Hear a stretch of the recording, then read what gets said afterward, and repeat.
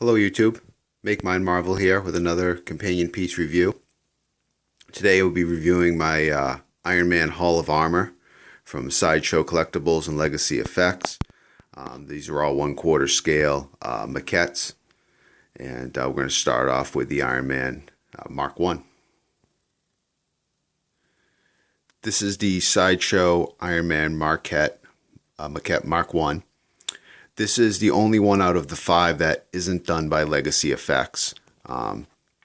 This here is 1/4 scale, fully sculpted. It's got a few mixed media pieces, mainly being just the hoses under his arms right here. You can see they're actually hoses or little wires and stuff.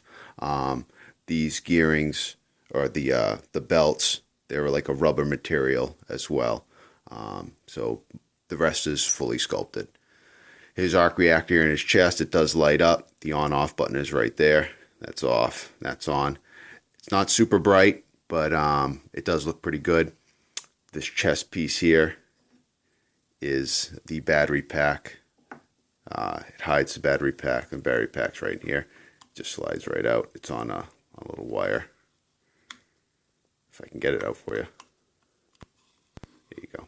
You just pop that in, put it right back. It's actually really neat design how they did that.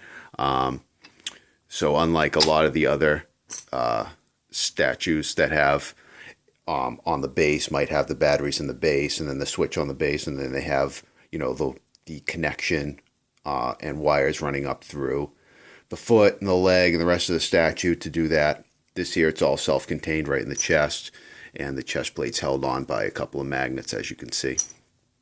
Again, this is the regular edition, so it comes with just the one head. The exclusive comes with a second head with the visor flips up on this hinge. It's actually a working hinge on the exclusive, and you can see Tony Stark's eyes through the exclusive head, and when he flips up, you can see his whole face. And I haven't seen the exclusive head, but I hear it's actually a good likeness of him. When people see it in person, it might not come out good on pictures. Now, this statue I got at the New York Comic Con last year. It was great pickup, great find, beautiful piece. The detail on it's pretty insane. They did a great job. You can see all the welds and stuff in the armor from the Iron Man movie. These here, as you can see, most of whatever's written on the statue, those are like sticker decals, and you can see the outlines of the stickers. Again, the wiring is all sculpted there. Go focus. There you go. Let me turn off the light. That might help.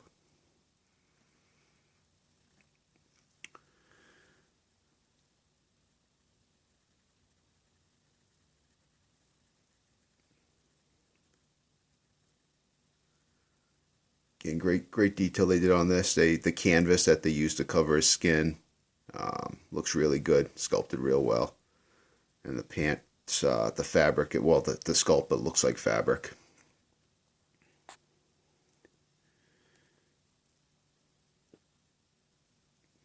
With the flamethrower contraptions he hooked up on his arms. And he's standing on a simple base. It's, you know, looks like sand in the desert.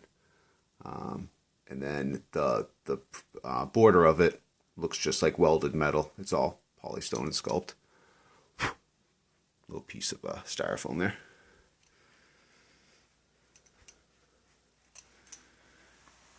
Let me see if I can stay out of the shadows here. Give you a shot of the back. See the motor and everything. All really well done. Again, more stickers on the back there.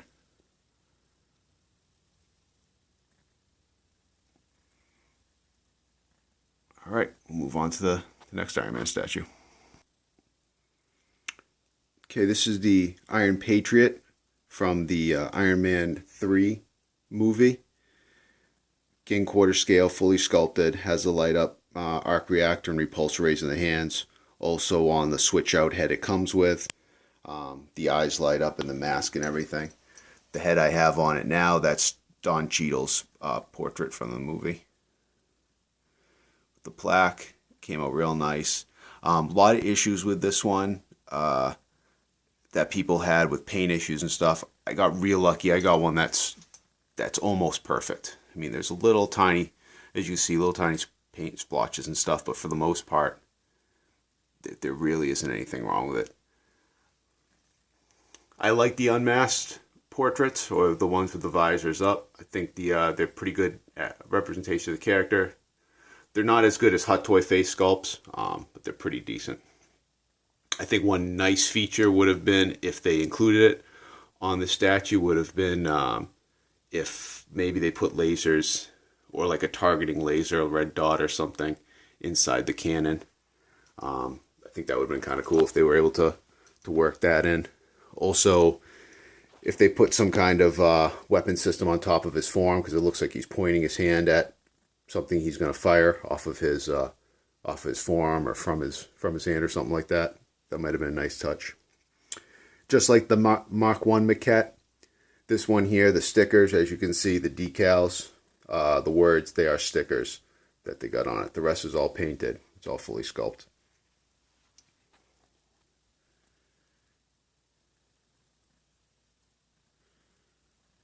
Focus in here. It's not going to. Sorry about that.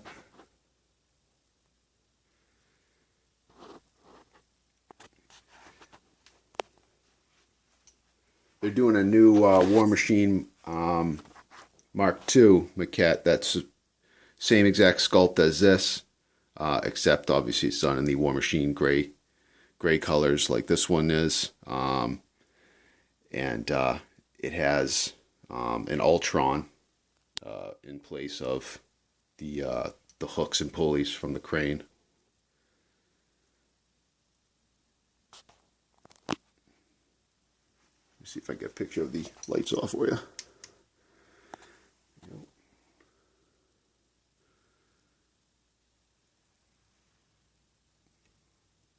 this going to focus at all? Nope. There we go.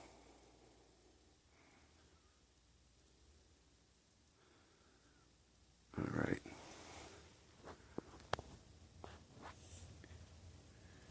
Here we move on to the War Machine. This is from Ironman 2, the movie. This is done by Legacy Effects and Sideshow as well. This is one of the best ones. If I hadn't had this, if I didn't have this War Machine, this first one, then I would get the second, the Mark II War Machine that's going to be coming out. But because I get this one, I really don't want the statue with the same sculpt and pose as the Iron Patriot. So I'm just going to stick with this one. But this is really, really nicely done. There's some greens, as you can see, in the armor as well, along with the grays. Really bright LEDs.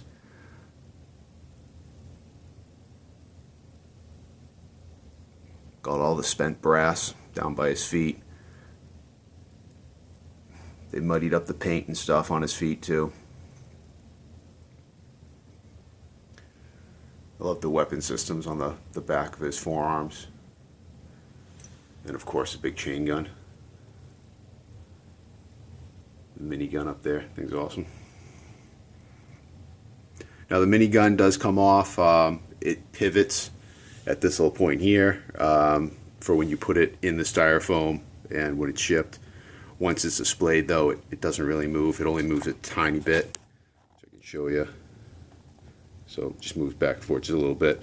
But because this, the ammo carrier is a hard sculpt piece and it goes into his back, it really doesn't allow the minigun to really rotate.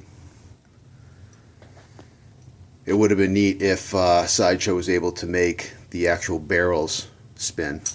That would have been a cool feature.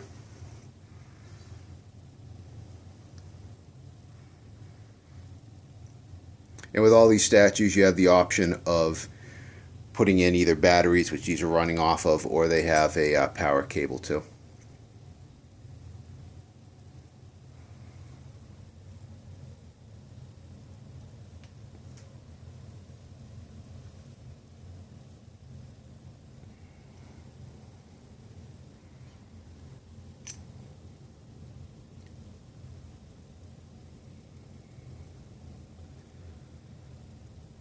And this is the exclusive version, which comes with the War Machine nameplate.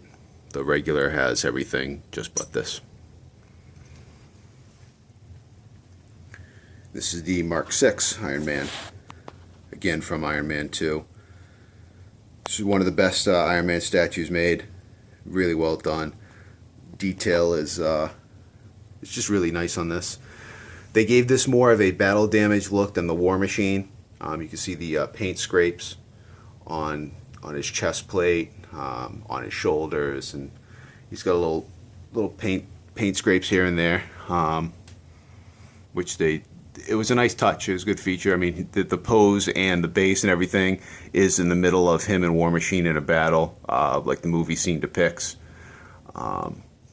So the battle damage was really nicely done. And again, they made the paint muddy on his boots and stuff. The plaque for the exclusive.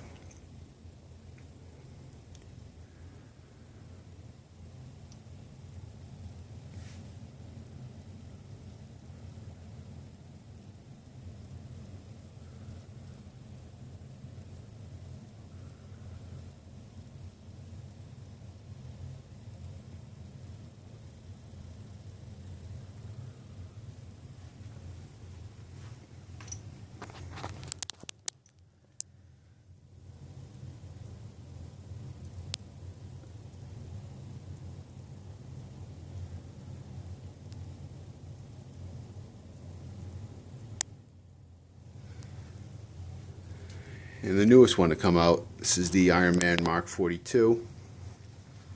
This is from Ironman 3, the movie. Again, Sideshow and Legacy Effects partnered up for this. This is the unmasked portrait of Robert Downey Jr. I like it. I think it's done well, too. Again, I got lucky on this one. This had a lot of paint issues, but I got a really decent one. It's not perfect by any means. It has its paint flaws, some blotchiness to the lines, or I should say they're not as crisp as the lines they could be, but it's real minor compared to a lot of them I've seen. This is probably one of the better examples you will see. There's almost really nothing wrong with it.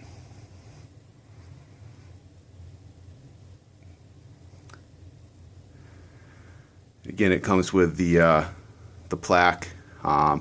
This little head holder here, it doesn't come with a head holder or stand like the Iron Patriot does. I just made this one for this masked helmet head.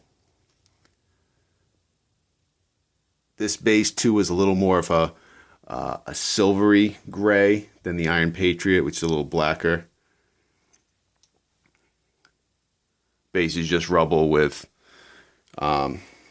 yellow safety railing that's tipped over.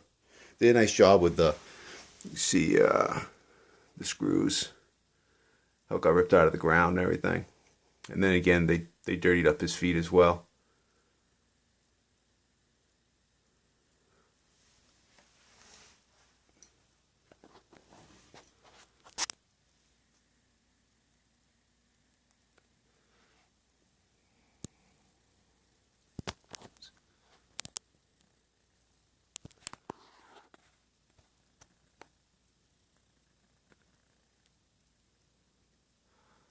This is a problem area for a lot of people that have this statue, from what I've been told. You can see there a little bit of the silver, the black bled over to the silver a little bit. But like I said before, it's really minor. Nice use of a couple of different tones of gold, silver, and it's like a deep maroon too. It's real nice looking. They made Robert Downey Jr.'s skin tone a little dark. It's not bad. Alright, get a last shot of them together. Okay, final shot of the Hall of Armor here, guys.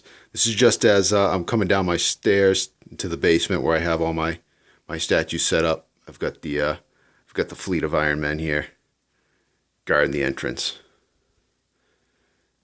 You got to get past them first. and the rest of the cave. We'll be doing a review later on in the year of the, or a room update, I should say. All right, but thanks again, guys. Thanks for watching. And please comment, like, and subscribe. Thanks. Bye-bye.